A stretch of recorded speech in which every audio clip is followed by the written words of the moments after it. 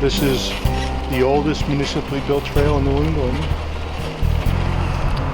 All right, here we are at the end of the original built rail trail here in Northampton section of Florence. We're on the edge of Leeds here. And where I'm facing across the street is the entrance to Look Park, the roundabout between us and Look Park. The neighborhood we just passed by over there, that's Fern Street, and those houses sell pretty quickly because they're heavily themed towards people that want to live near the rail trail.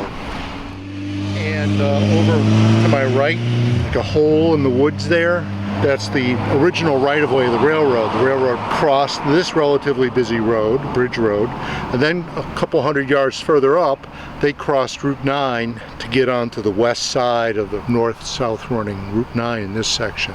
This is a nice kiosk here. The city has done these beautiful little stanchions done by Sam Ostroff, actually. Mass Central Rail Trail, otherwise old name of Norwalk Rail Trail.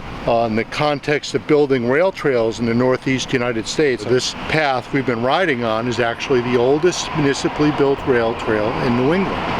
And then beyond up here, going into Leeds and beyond into Williamsburg, that section of trail for a while had been the longest gestation period for a rail trail in the United States. It's been 23 years, if I remember right.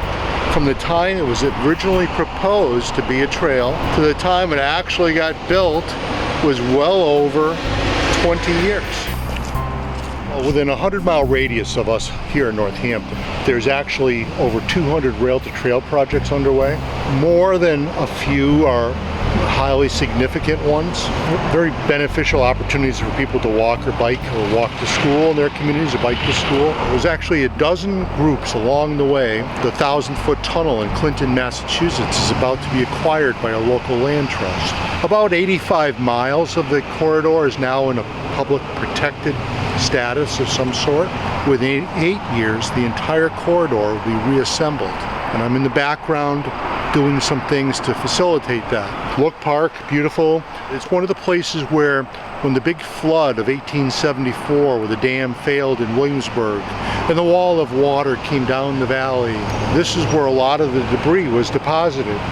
Later, the Look family built their residence here, and then later they donated all this beautiful land as a park. It's not directly owned by the city, it's owned by the Board of Trustees with an endowment here, and they will charge money to get in if you bring a car, but if you walk or bike in like we are, it's free. And it's simply spectacular. It's a beautiful, beautiful place, and families come from all over here to enjoy an afternoon here.